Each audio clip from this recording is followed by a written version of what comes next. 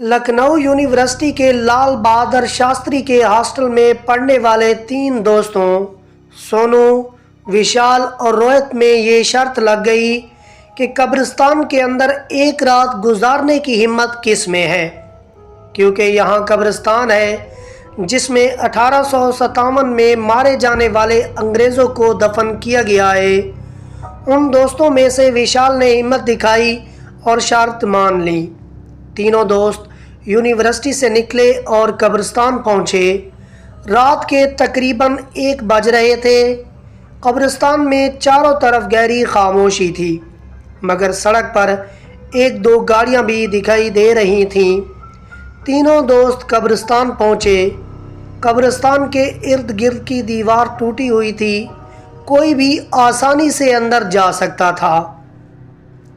सोनू, ठीक है विशाल, चलो कल मिलते हैं अगर तुम जिंदा रहे तो। विशाल, अरे मैं ज़िंदा क्यों नहीं रहूँगा, मैं भूतों से नहीं डरता, और जब डर ही नहीं तो खौफ किस बात का। ये कहकर विशाल ज़ोर ज़ोर से हंसने लगा। सोनू और विशाल आपस में बातें कर रहे थे, लेकिन रोहित करीबी कब्रों को बहुत गौर से देख रहा था और एक एक करके कब्रों पर लिखे नाम पढ़ते हुए बड़बड़ा रहा था। सोनू, रोहित तुम कब्रों को इस तरह क्यों देख रहे हो? यहाँ तमाम मर्दों की लाशें हैं, किसी लड़की की नहीं। ये एक मुर्दा इंसान है। अगर विशाल के बस में होता तो वो लड़की को कब्र से निकाल कर कहता, तुम बहुत खूबसूरत लग रही हो, क्या तुम मेरी गर्लफ्रेंड बनोगी?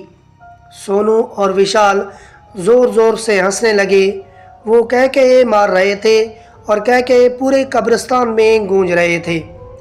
रोहित, ओ नहीं सोनू, मैं इन कब्रों पर लिखे हुए नाम पढ़ रहा था, क्योंकि पिछले हफ्ते जब मैं यहाँ अंजलि के साथ मिलने आया था तो इस थॉमस हैंक की कब्र इस कब्रिस्तान के आखिर में थी, और मुझे याद है क्योंकि मैंने इसी कब्र से फूल उठाकर अंजलि को दिए थे।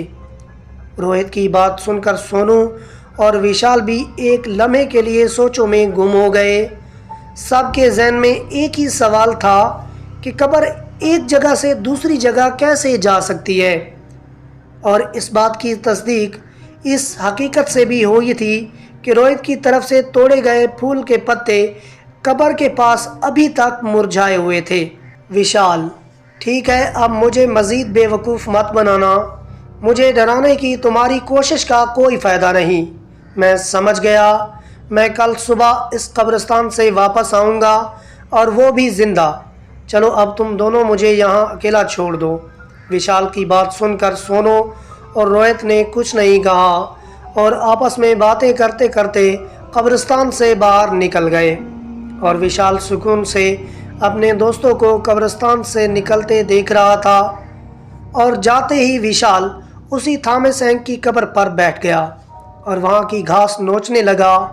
उसकी नज़रें पूरे कब्रिस्तान को स्कैन कर रही थीं। फिर ज़मीन से एक हाथ निकला और विशाल का हाथ पकड़कर उसे कब्र से नीचे गिरा दिया।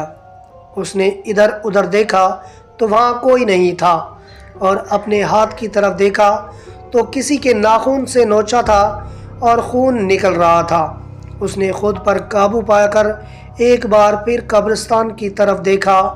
फिर उसने देखा कि धुआं उठता है और उसे घेरने के लिए उसकी तरफ बढ़ता है। इससे पहले कि वो कुछ समझ पाता, धुएं ने उसे घेर लिया, जिसकी वजह से उसका दम घुटने लगा, और फिर अगले ही लम्हे उसे गोलियों और तलवारों की आवाज़ें सुनाई देने लगीं, और उसकी आंखों के सामने आज़ादी पसंद अपनी बंदूकों से बरतानवी हुकूमत के सिपाहियों को मार रहे थे। उसके जिस्म और गर्दन दोनों को तलवारों से काटा जा रहा था, और ये सब विशाल के सामने हो रहा था। मौत की चीखें सुनकर इतना खून विशाल की सांसों की गर्मी बढ़ गई थी, लेकिन इससे पहले कि वो कुछ समझ पाता या इस सदमे से बाहर आता, अचानक किसी ने विशाल को पीछे से धक्का देकर ज़मीन पर गिरा दिया। उसने पीछे मुड़कर देखा तो सोनू और रोहित के अलावा कोई नहीं था। और एकदम से सारा धुआं गायब हो गया। देखो तुम कितने बेवकूफ़ हो रोहित। अरे जब तुम्हें इतना डर लगता है तो तुमने अकेले यहाँ आने के लिए हाँ क्यों कही? ज़रा अपने चेहरे का रंग तो देखो, डर की वजह से कितना पीला पड़ गया है। सोनू और रोहित ज़ोर ज़ोर से हंसने लगे क्योंकि अचानक धक्के की वजह से वो डर गया था। विशाल, तुम सब अपना ये ड्रामा बंद करो और यहाँ से चले जाओ। मैं अब इस कब्रिस्तान में नहीं रहना चाहता। तुम्हें कुछ अंदाज़ा है कि मैं अभी क्या देख रहा था? विशाल जानता था कि वो अपने दोस्तों को कभी नहीं बता सकेगा जो उसने अभी देखा है, इसीलिए गुस्से में आकर उन दोनों को बाहर जाने को कहा। तब रोहित ने उसका हाथ पकड़कर उसे रोका। रोहित, अरे तुम अकेले कहाँ गए थे? फिक्र ना करो, अब हम भी तुम्हारे साथ इस कब्रिस्तान में रहेंगे, फिर ये ठीक है ना? विशाल, लेकिन इंतज़ार क्यों करो? जब से मैं आया हूँ मुझे अजीब सर्दी लग रही है और तुम्हारे दोनों हाथ बर्फ़ की तरह ठंडे हो गए हैं। मैं कहता हूँ चलो। विशाल ने रोहित से हाथ छुड़ाया और कब्रिस्तान के बाहर की तरफ चल पड़ा। अचानक सोनू ने उसके गले में रस्सी डाली और उसे घसीटते हुए कब्रिस्तान तक ले जाने लगा। विशाल, सोनू तुम क्या कर रहे हो? मैं तुम्हारा दोस्त हूँ। विशाल, तुम मेरे साथ क्या कर रहे हो? विशाल ने चीख मारी और सोनू को पुकारा, लेकिन सोनू ने इसकी एक ना सुनी और उसे घसीटकर एक दरख्त के पास ले गया। फिर रस्सी को दरख्त की शाख पर फेंककर दूसरी तरफ से खींचकर विशाल को लटकाने लगा। विशाल, सोनू तुम क्या कर रहे हो? रोहित, तुम सोनू को क्यों नहीं रोकते? तुम दोनों मेरे साथ क्या कर रहे हो? विशाल के इतना चीखने के बाद भी उन्होंने उसकी एक ना सुनी। विशाल के इतना चीखने के बाद भी उन्होंने उसकी एक ना सुनी और कुछ ही देर में विशाल फांसी के फंदे की वजह से कांपने लगा। तभी उनमें से एक बोला, अब जब मर रहे हो तो सुनते रहो, हम वो नहीं जो तुम समझते हो। मैं जनरल थॉमस सैंक हूँ और ये मेरा सिपाही था। तुम हिंदुस्तानी हमेशा से अंग्रेज़ राज के ग़ुलाम थे और हमेशा ग़ुलाम रहोगे। ये कहकर दोनों की लाशें धीरे धीरे अंग्रेज़ हुकूमत के सिपाहियों की वर्दी से ढक गईं, जिनकी आंखों के सामने विशाल अजियत से लटक रहा था। विशाल को इतनी तकलीफ़ होने के बाद भी फ़ौजियों को मोहलत ना मिली। उन्होंने हाथ में पकड़ी बंदूक और तलवार से विशाल के जिस्म को मारना शुरू कर दिया, जिसकी वजह से विशाल की मौका पर ही मौत हो गई। अगली सुबह जब उसके दोस्त उसे लेने कब्रिस्तान पहुंचे तो कब्रिस्तान के बाहर पुलिस और मीडिया का हुजूम था, जिसे देखकर दोनों की सांसें तेज़ हो रही थीं।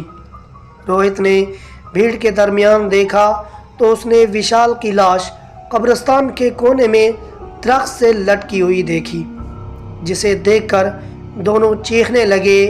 इंस्पेक्टर भी उसकी चीख से समझ गया कि ये दोनों लाश के जानने वाले हैं। चुनाचे उन दोनों को लाश की शनाख्त के लिए अंदर बुलाया गया। सोनू और रोहित ने विशाल की लाश को गौर से देखा तो उनकी रूहें भी कांप उठीं। गला घोंटने की वजह से विशाल की आंखों की पितलियां निकल चुकी थीं। आंखों की जगह दो काले गड़े नजर आ रहे थे और नीचे ज़मीन पर खून बिखरा हुआ था।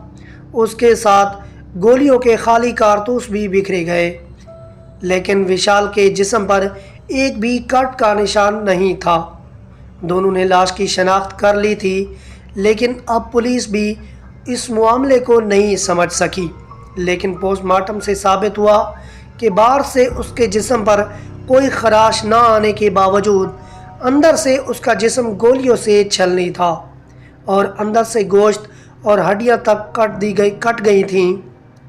वसी तहकीकात के बावजूद केस हल ना हो सका और कुछ साल बाद सोनू और रोहित की लाशें इसी पुरअसरार तरीके से एक ही दरख्त से लटकी हुई पाई गईं। पोस्टमार्टम रिपोर्ट में यही लिखा गया था। विशाल की रिपोर्ट्स में लिखा गया था कि जिस्म पर एक भी कट का निशान नहीं था, लेकिन अंदर से जिस्म गोलियों से छलनी था और गोश्त के साथ हड्डियां भी तलवार से कट गई थीं। और आज भी इस केस की फाइल लखनऊ के एक थाने में खाक हो रही है। लेकिन अब वक्त बदल गया है। हुकूमत ने चारों तरफ दीवारें बनाकर और रोशनी की सहूलत फराम करके कब्रिस्तान को महफूज किया है। अब ये सड़क रात भर चलती है, लेकिन आज भी तमाम चरागा होने के बावजूद लोग इस कब्रिस्तान में जाने से डरते हैं।